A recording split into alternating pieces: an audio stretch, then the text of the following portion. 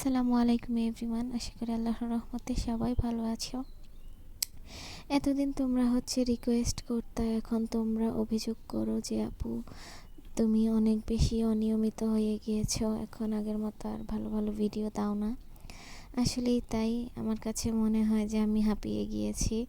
মাঝে মাঝে মনে হয় যে আর ভিডিওই বানাবো না, কারণ রিচ এত বেশি কমে গিয়েছে। ভিডিও বানানোটাই কি বলবো, যে কোনো ভরসাই পাই না ভিডিও বানানোর।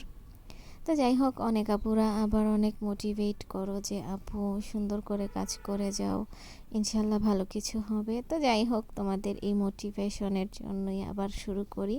তো সবসময় এইভাবেই ভরসা আর সাহস দিয়ে পাশে থাকবা আশা করি। তো যাই হোক, আজকে আঁকতে বসছি গাঁদা ফুল আঁকতে গিয়ে আমি পুরো গাধা হয়ে গিয়েছি। কখনো আঁকি নাই সম্পূর্ণ নতুন একটা ফুল। তো আঁকার আগে হয়তো একটু দেখে নিলে ভালো হতো। তো যাই হোক, অনেক ধরনের গাঁথা হয়, আমি আঁকার চেষ্টা করেছি কোনটা, আশা করি ইতিমধ্যে তোমরা বুঝে গিয়েছো। একটু একটু মেরুন টাইপের যে একটা গাঁথা ফুল হয়, সেই গাঁথাটাই আমি আজকে আঁকতে চেয়েছিলাম। তো যাই হোক, প্রথম হিসেবে ওভারঅল মনে হচ্ছে যে লুকটা ভালোই আসছে। তো নেক্সট টাইম ফাইনাল লুক সহ ভিডিও শেয়ার করবো ইনশাল্লাহ। সবাই ভালো থেকো, টাটা।